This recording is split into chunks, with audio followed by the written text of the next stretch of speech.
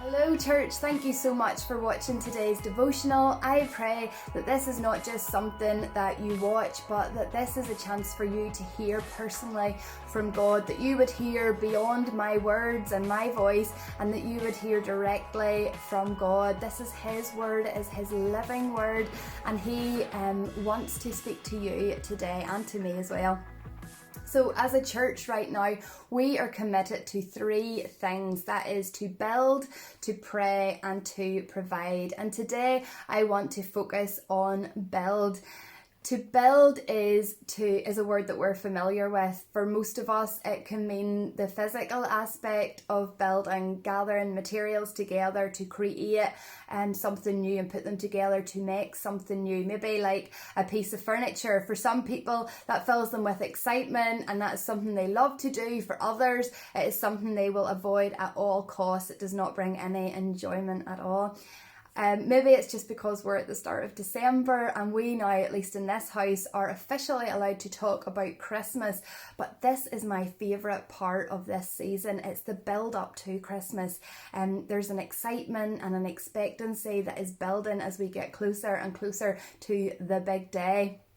And that's the build-up I want to think about, the period of preparation before an event, because that is what can help strengthen and intensify the actual event itself, this run-up to Christmas. There was a build-up to what would be the very first Christmas. It was a lot longer and looked different. It wasn't just the month of December, but there were many promises and prophecies and a lot of preparation that was given, and we see that now throughout the years in what we call the Old Testament, about this Saviour King Jesus, who would come to rescue the world from the problem of their sins and bring the answer to that problem of their sins. And I would love now to read one of those prophecies, or part of one of those prophecies. It's found in Isaiah chapter 11. I'm going to read verses 1 to 4, and I would encourage you to read this for yourself as well and to see what God is saying to you through these verses. It says, "Out of the stump of David's family will grow a shoot, yes, a new branch bearing fruit from the old root. And the Spirit of the Lord will rest on him, the Spirit of wisdom and understanding, the Spirit of counsel and might, the Spirit of knowledge and the fear of the Lord. He will delight in obeying the Lord. He will not judge by appearance, nor make a decision based on hearsay. He will give justice to the poor and make fair decisions for the exploited." These verses are telling us what Jesus would bring to the earth. When it says a stump, it makes me think of something that has been cut down, cut back, something that would very easily be overlooked and underestimated by others. And we know that that is exactly what did happen with Jesus. He came and nobody was expecting it, or very few were expecting it and expecting it to come from there. And yet that is where God's greatest gift to us would come from. God's so powerful that He can and He does make good on His promises, even when it seems impossible or unlikely.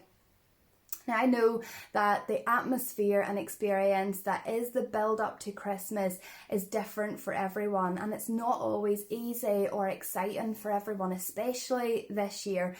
Maybe you quickly relate to this image of a stump and just feel that this year especially is dead, that there's no good can come out of it.